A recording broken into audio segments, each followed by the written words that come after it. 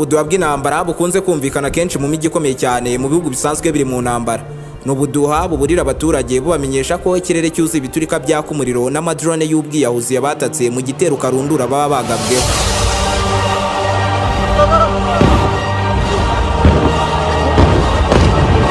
Ibi ni bimwe mu bitero bya mbere bipfiramo abantu benshi bigatitiza umwanzi ndetse bikangiza byinshi birenze ibishoboka. Ni ibitero bya za drone. Kuva igihe hatangiye kumvikana umwuka w'intambara ishobora kuba yaba akanya kariko kose hagati y'u Rwanda na Afurika y'Epfo, abenshi batangiye kwibaza byinshi kuri iyo ntambara, cyane ko ibi bihugu byombi bidaturanye na gato. Ubyumve neza ko rwose hagati y'ibi bihugu harimo ibihugu bigera kuri 5 birimo Tanzania, Zambia, Burundi, Botswana na Zimbabwe. Ni intera y'ibirometero bigera ku 3754 igihe waciye inzira ya bugufi. Ibi rero byatumye benshi bibaza uko intambara nk'iyi yaba mu bihugu bidaturanye na gato, hakanibazwa n'uburyo urwo rugamba rwaba rumeze mu gihe intambara yaba ibaye nyine.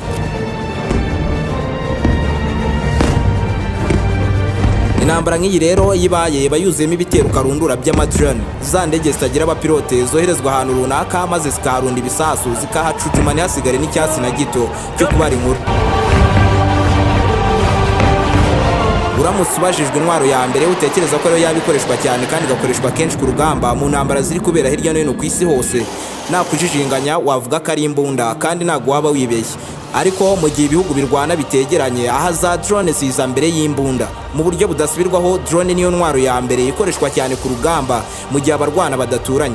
Ubyumve neza ko guhera mu mwaka wo muri 2001 kugeza uyu munsi bibarwa ko ku isi hose hagabwe ibitero by'amadrone birenga 50,000 mu ntambara zose zabaye guhera icyo gihe muri 2001.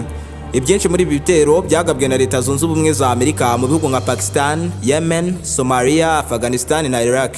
Ibitero nk'ibi kandi ni kenshi byumvikanye muri Ukraine batatswe n'amadrone y'ubwiyahuzi y'Abarusiya. Inshuro nyinshi n'abanya-Ukraine barayakoresheje mu kugaba ibitero bimwe na bimwe bike cyane ariko byari biremereye bagiye bagaba ku butaka bw'Abarusiya. Saho gusa indege za drone zagiye zikorera ibintu byahamuye abatuye isi yose, kuko na Israel igeze ikoresha cyane ituritse imijyi yo muri Syria, Libya, Iran na Lebanon. Ndetse ibitero nk'ibi mu mijyi ya Israel nabo bamaze kuba babimenyera cyane kubera ko Iran nayo niyabahereza nayo igira gutya ikuzuza ibishashi by'umuriro hejuru ya Israel. Muri ibitero byose ariko imwe mu ndege za mbere zo mu bwoko bwa drone zikoreshwa cyane kurenza izindi zose ni drone yo mu bwoko bwa Bayraktar TB2 ikorerwa muri Turkiya. Izi ni drone zubakanyweho ubuhanga budasanzwe ikoreshwa cyane n'ibihugu by'ibinyembaraga byiganjemo iby'Iburayi ndetse n'ibyo mu burasirazuba bwo hagati. Ni drone igaba ibitero bititiza isi yose kandi ubu yamaze kuba yagera mu gisirikare cy'u Rwanda RDF, Rwanda Defense Force. Kugeza ubu ariko nawe uzi neza umubare w'isi drone umaze kuba rwagura, gusa ikizwi nuko zihari kandi zatangiye gutegurwa nk'izakwifashishwa mu za mbere mu gihe haba hari ushotoye u Rwanda. Nta gushidikanya rwose wagerageza kuvogera umutekano w'u Rwanda ndetse n'abanyarwanda yaba ari mu byago byinshi byo gusurwa n'izi drone, kandi uwo zisuye zisiga zimukongoye ahindutse ivu. Ubyumve neza ko rwose no ku itariki 22 z'ukwezi kwa mbere mu 2025 Perezida Paul Kagame ubwe yanigiriye gusura uruganda rukora izi drone muri Turkiya. Binavugwa ko icyo gihe yaba aratanze indi komande y'izi drone nyinshi cyane zo muri ubu bwoko.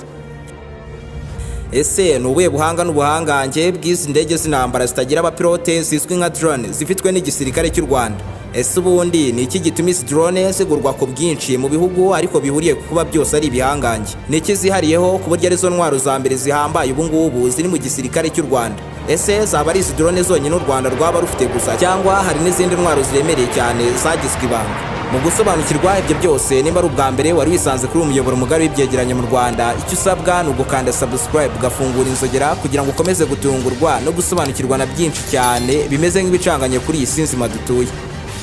Ndi Aime Christian. Ikaze. Waba ushaka kubyaza umusaruro imbuga nkoranyambaga zawe, waba ufite YouTube channel ushaka kongera aba subscribers na views bitakugoye, waba ushaka kongera aba followers bawe kuri Instagram na TikTok, like, comment ku mbuga nkoranyambaga zose, byarakemutse. Jya ku rubuga www.twika.smm.com aho bagufitiye uburyo bwiza bwo kubona aba subscribers n'aba followers banyabo kuri izo mbuga zose mu buryo bworoshye cyane bitakugoye. maze nawe ugatangira kwinjizwa akayabo n'imbuga nkoranyambaga nk'abandi bose. Ku bijyanye n'ibiciro ho ni nk'aho ari ubuntu wigira ikibazo, kandi aba ba followers n'abasubscribers bari abanyabo byumvikane ko ibyo uzajya ukora byose bazajya babikurikirana umunsi ku munsi. Ubu buryo burizewe cyane kandi bukora neza ku bantu bose bari mu Rwanda ndetse no mu mahanga 100%, aho ushobora kwishyura ukoresheje mobile money cyangwa cryptocurrency. Twigisha kandi tugatanga ubujyanama ku bijyanye no kubyaza umusaruro internet n'imbuga nkoranyambaga, gukora monetization kuri YouTube, Instagram, Facebook n'ahandi. Ku bindi bisobanuro mwabariza kuri nimero muri kubona kuri screen yanyu aka kanya. Ubusanzwe Turukiya ni kimwe mu bihugu bike cyane byikorera intwaro kandi ziremereye cyane ziri mu zirwanishwa kenshi ku isi hose. Isibye ko bakora amadrone y'intambara, banakora ibifaru ndetse n'imbunda, wongeho za misile ndetse n'intwaro z'ubwirinzi bw'ibitero byo mu kirere. Ubyumve neza ko no muri corona bakomeje kongera ingufu nyinshi mu gukora izi ntwaro z'intambara bakoresha ubwabo ndetse bakanazigurisha mu bindi bihugu. Gusa ariko intwaro ya mbere bakora igurishwa cyane kurenza izindi ni drone yo mu bwoko bwa Bayraktar TB2 zikorwa n'uruganda rwo muri iki gihugu rwa Bayraktar, rwashinzwe n'abavandimwe babiri mu 1984 nk'agasosiyete k'amafuti, ariko uyu munsi nirwo rwavuyemo uruganda rucura intwaro zigezweho zifuzwa na buri wese. Kuko uyu munsi drone bakora zigurwa cyane mu bihugu bisaga 30 birimo Ukraine, Morocco, Qatar, Iraq, Pakistan, Colombia n'ibindi. Imwe mu mpamvu rero u Rwanda ndetse n'ibindi bihugu bikunze kugura izi drone ndetse bakanazifashisha kenshi ku rugamba nuko ubusanzwe izindi ndege z'intambara zisanzwe ziguruka igihe kitarenze amasaha 4 gusa, ariko za drone zo ziba zifite ubushobozi bwo kumara amasaha arenga 24 ziri mu kirere zitarasubira ku butaka. Drone Bayraktar TB2 imwe gusa ibigurwa miliyoni 5 z'amadolari ya Amerika. Bivuze ko rero drone imwe gusa yo muri ubu bwoko u Rwanda rwagiye ruyishyura arenga miliyari 7 na miliyoni 20 z'amafaranga y'u Rwanda. Ibi bifaranga ni byinshi ariko nanone ni make cyane ugereranyije na za drone z'abanyamerika zaremewe urugamba zo mu bwoko bwa MQ Reaper, kuko imwe gusa yo muri ubu bwoko ibihagaze ari hagati ya miliyoni 30 na miliyoni 100 z'amadolari ya Amerika, bitewe niyo ushaka kugura, kuko nazo ubwazo ziba zigiye zirimo andi moko. Iyi ni nayo mpamvu ya mbere izi drone zikunze gukoreshwa cyane, kuko zidahenze ugereranyije n'izindi bikora bimwe. Iyi ndege itagira umupilote ifite uburebure bwa metero 6.5, ikagira amababa ndetse n'igituza byose hamwe bya metero 12, ikaba ifite ibiro birenga 700 gusa, ariko ikaba yakwikorera ibisasu bifite uburemere butarenze 150. Iyi drone yubakanywe moteri ya Rotex 912 iyiha imbaraga yo kuguruka ku muvuduko wa noti 120, ni ibirometero 222 mu isaha imwe gusa, kandi ikagurukira muri metero 2620 uturutse ku butaka. Kimwe mu bidasanzwe ni uko iyi drone igera mu kirere hejuru cyane, iba yarasa hariho hose mu birometero 150 uturutse ahiri. Bivuze ko rero igihe drone nk'iyi yaba iri hejuru y'umujyi wa Kigali, bifite ubushobozi bwo kuba yarasa igipimo kiri nko mu mujyi wa Goma ikagishwanyaguza burundu. Byumvikane ko rero izi drone kuba zarasa igipimo bitazisaba kuba zagisatira, kuko ziba zifite ubushobozi buzemerera kuba zarasa mu gihugu bitazisabye kuba zakinjiramo. Aho zibera akaga kandi nuko zishobora kuba zaguruka amasaha 25 ziri mu kirere zitarasubira ku butaka.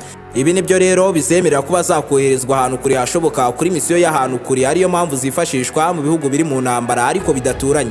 Ubyumve neza ko drone ya Bayraktar TB2 yaturuka mu Rwanda ikagera mu Bwongereza n'ahantu na hamwe iraparika, kandi ubwo yabihetse misile enye zigenzurwa na GPS, Global Positioning System, cyangwa ikoranabuhanga rya RES. Ni misile zo mu bwoko bwa AIM ziraswa mu birometero 15 uturutse iyi drone biherereye. Izi drone kandi zinikorera misile za AIM ziba zifite ibiro biringaniye ndetse zizwiho guturika zikavamo uducecete duto cyane dukwirakwira hafi yaho yaturikiye, maze utwo ducecete tugashwanyaguza buri kimwe cyari cyo cyose kiri hafi aho. Ni misile iraswa mu birometero bisaga 8 uturutse iyo drone biri kugurukira. Izi misile zose rero zihuriye ku kuba zashwanyaguza ibifaru ndetse n'ibimodoka byose by'urugamba by'imitamenwa kandi zikabirimbura burundu. Izi drone ziba zubakanywe ikoranabuhanga rya Wescam MX-15D, izwiho gushakisha ndetse no kugenzura ikintu runaka kiri ku butaka kirebeye hejuru, ariko ku butumburike buri hagati na hagati biyemerera kuba yanashaka amakuru mu buryo bw'ubutasi, kandi byose bikabera mu ibanga rikomeye cyane. Iri koranabuhanga ni naryo rikoreshwa n'iyi ndege mu guhiga igipimo kiri ku butaka ikabona kuba yakirasa.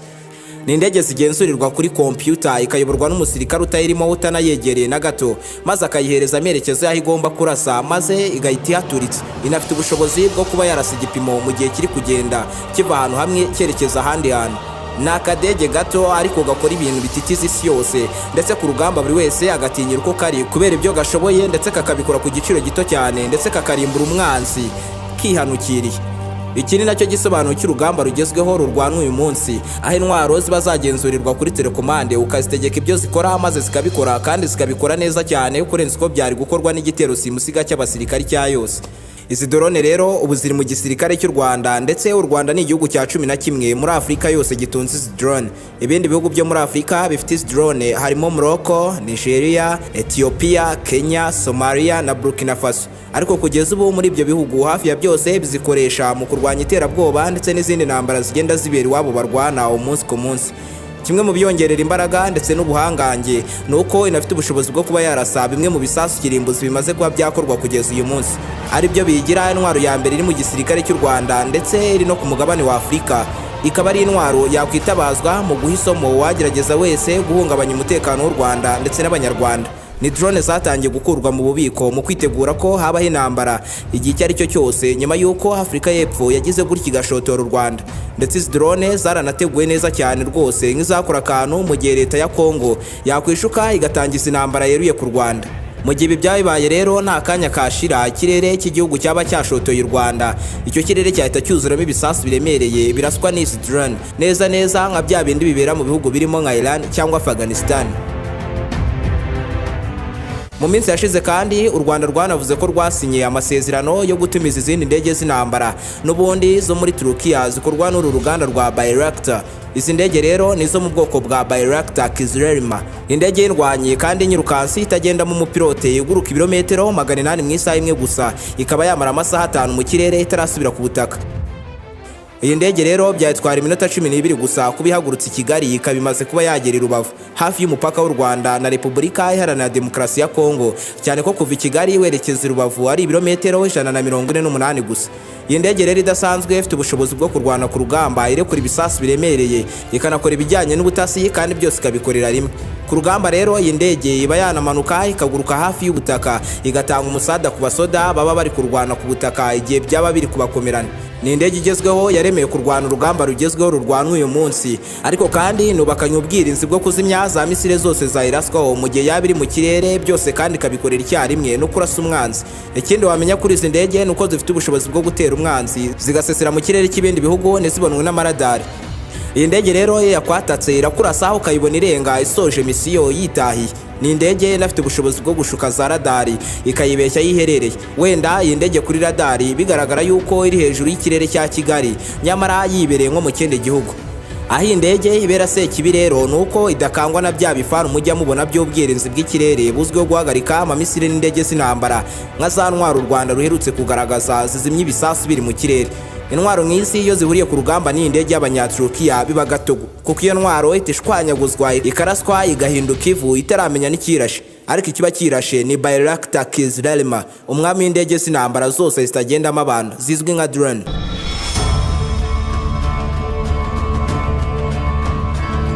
Iyi ndege ni isanzwe mu buryo bwari bwo bwose wayitekerezamo ndetse n'ubwo wayitekerezamo. Iyi ndege nta nubwo igiciro cyayo kugeza ubu kiramenyekana, kuko izi ndege ntiziratangira kuba zagurishwa mu mahanga, kuko n'ubu ziracyashyirwamo irindi koranabuhanga rigezweho ku buryo izajya igera ku rugamba ikica igakiza. Gusa ariko ikizwi neza nuko izi ndege igihe zizasohoka mu ruganda zisoje kuba zakorwa zizahita zigezwa i Kigali, nazo zongerwe mu zindi ntwaro zidasanzwe zifitwe n'igisirikare cy'u Rwanda zikigira igisirikare gitinyitse ku mugabane wirabura Afrika. Ni mu gihe rero muri Repubulika Iharanira Demokarasi ya Kongo ikivuga yuko izatangiza intambara yeruye ku Rwanda, bo rero basanzwe bafite indege ya Sukhoi 25 ikorwa n'uruganda rw'Abarusiya rwa Sukhoi, ariyo ya mbere biri mu gisirikare cya leta ya Kongo FARDC. Ikizi ndege rero zitandukaniyeho nuko y'abanyekongo yakozwe mu myaka yo muri za 80, ariko drone zifitwe n'igihugu cy'u Rwanda zakorewe kurwana urugamba rugezweho kandi zizwiho kugaba ibitero biremereye cyane ugereranyije n'izi ndege zifitwe n'abanyekongo zo mu bwoko bwa Sukhoi 25. Ushobora kudusangiza ibitekerezo byawe n'uburyo wakiriye kino kiganiro binyujije muri comment. Uramutse wakunze ibyo nkora ushobora kuba wankurikirana ku zindi mbuga nkoranyambaga zanjye zirimo nka Instagram cyangwa TikTok. Hose nkoresha hando ya Aime Christian 01. Niba ari ubwa mbere wari wisanze kuri umuyoboro mugari w'ibyegeranyo mu Rwanda, icyo usabwa ni ugukanda subscribe ugafungura inzogera kugira ngo ukomeze gutungurwa no gusobanukirwa na byinshi cyane bimeze nk'ibicanganye kuri iyi si nzima dutuye. Ndi Aime Christian. Naho utaha.